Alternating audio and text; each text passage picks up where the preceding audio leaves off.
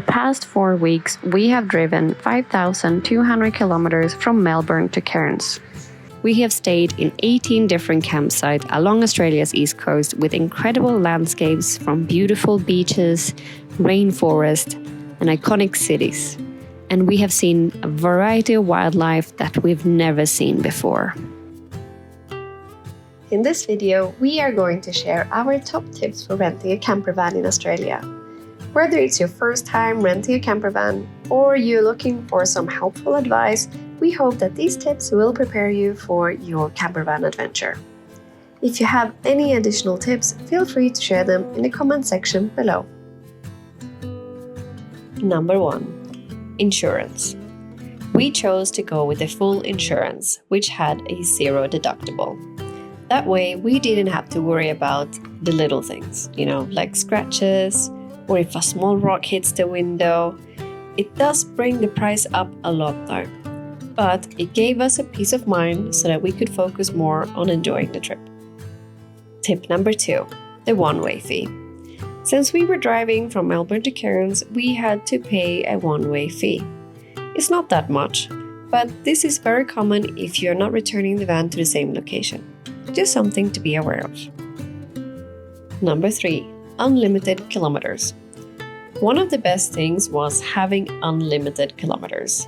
We drove over 5,200 kilometers from Melbourne to Cairns, so it was nice to not have to worry about going over any limits and have to pay an extra fee upon return. If you are driving a long distance like we did, I'd recommend opting for the unlimited kilometers as well. This brings me to tip number 4, to check the mileage. Before we started, we took a picture of the kilometers of the van. Even though you opted for the unlimited kilometers, it's a good habit to have, so you can keep track of how far you've been driving. Number 5, extra driver. If more than one person is planning to drive, most companies will charge an extra driver fee. It's worth checking this ahead of time so there is no surprise when you arrive. It is definitely worth having more than one driver in Australia, as some of the distances between the campsites can be very long. Number 6, check the vehicle model. It's always a good idea to ask about the model and year of the van before booking. Sometimes rental companies might give you an older or a different model than what you booked, depending on availability. This actually happened to us, but we were fine with the change because it wasn't that much of a difference. But just make sure that you check your contract. It usually says that they can switch to a similar model. Number 7, fuel policy. Check the fuel policy before you drive off. Some companies give you a full tank and expect it to be returned full, while others might work on a return as you got it basis. If you don't, there will be an additional fee per liter, which is often more than what it would be at a normal petrol station. Don't worry, there are plenty of petrol stations near pickup and drop-off locations. This brings me to number 8, diesel or gasoline.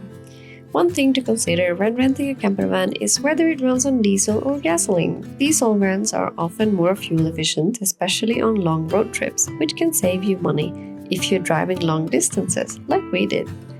However, diesel is sometimes more expensive than gasoline. Number 9, check the condition of the van.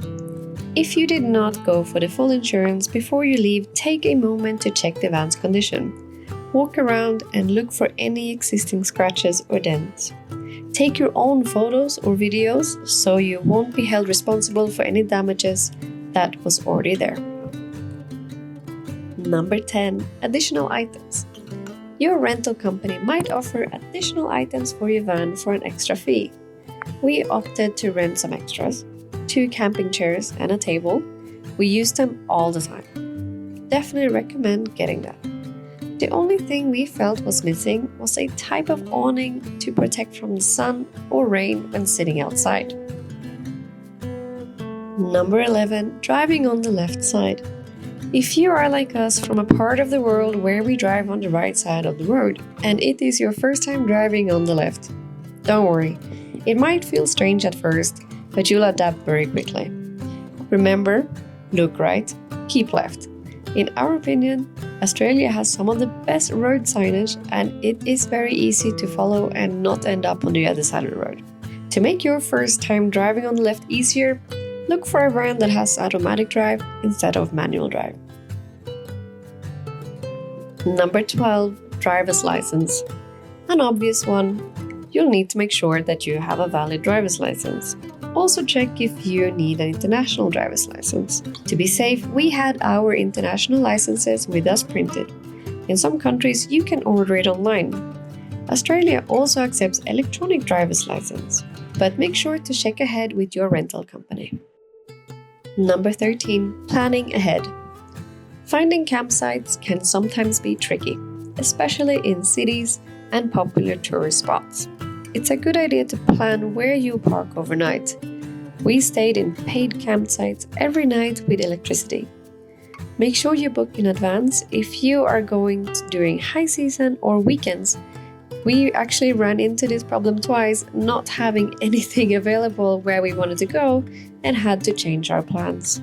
If you don't stay in campsites, you can also try freedom camping. It is a little bit risky though, because it isn't clear where you are allowed to park and you might end up getting a fine. So we didn't try freedom camping.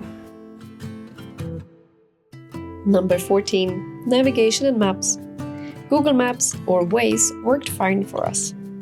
In some remote areas, there might not be any signal, so just make sure that you search for the route before leaving, so that in case you lose the signal, you still know where to go as the app caches the route in the memory. This brings me to tip number 15, to get a local SIM card. We found it really helpful to get a local SIM card. Don't get one at the airport, they are always more expensive there. Get one at a local supermarket instead. We got a Maysim, which is under Optus network, and also Lebara, which is under Vodafone network, just to compare them too. Since we went to more remote places outside of cities, we found that a Maysim was 100 times better than Lebara. There was only 1 or 2 campsites where we did not have any signal with the Maysim SIM card, while Lebara actually only worked when we were in the cities. Number 16, weather conditions. Be mindful of the weather. Australia's climate can vary a lot, from the coolest south to the tropical north. Make sure you're prepared for what to do if there is a bushfire or a flood, as both are very common here. There are signs on the road about the weather conditions, so just make sure to keep an eye out for those. Number 17, wildlife on the road.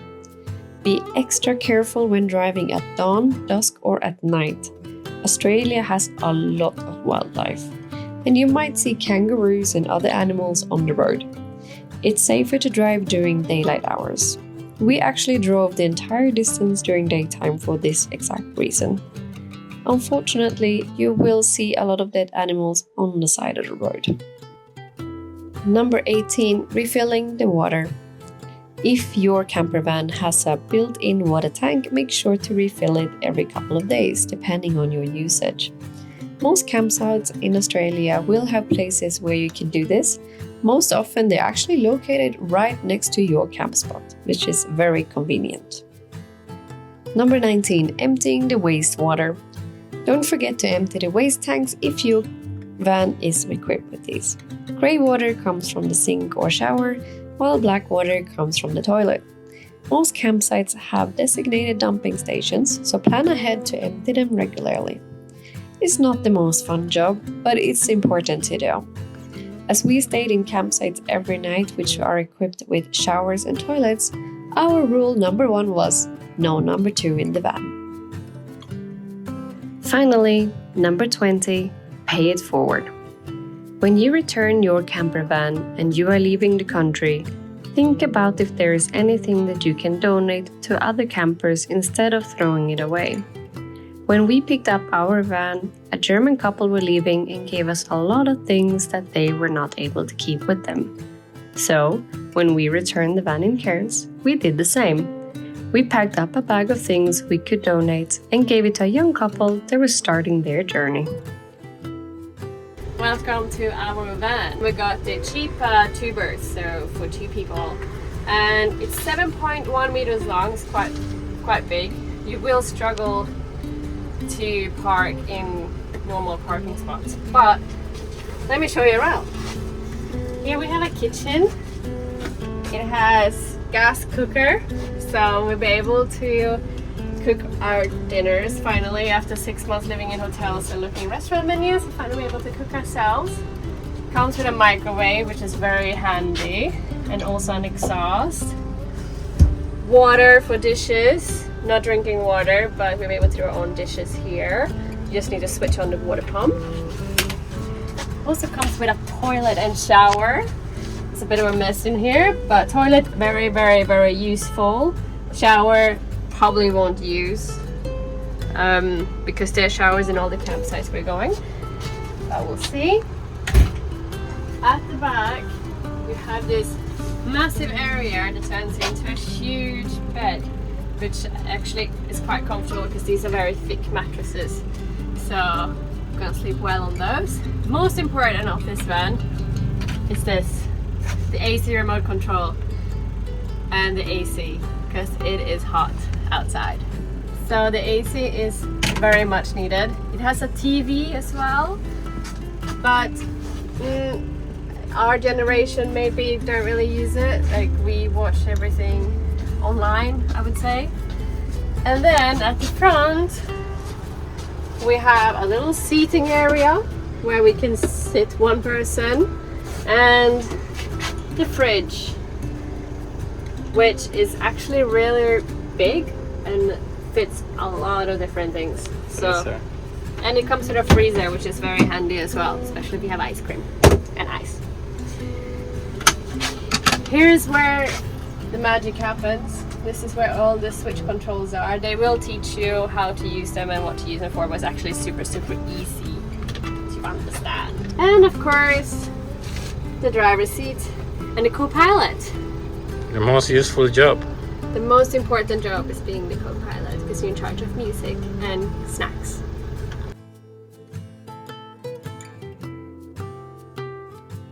The total spend of this trip was 13,582 Australian dollars.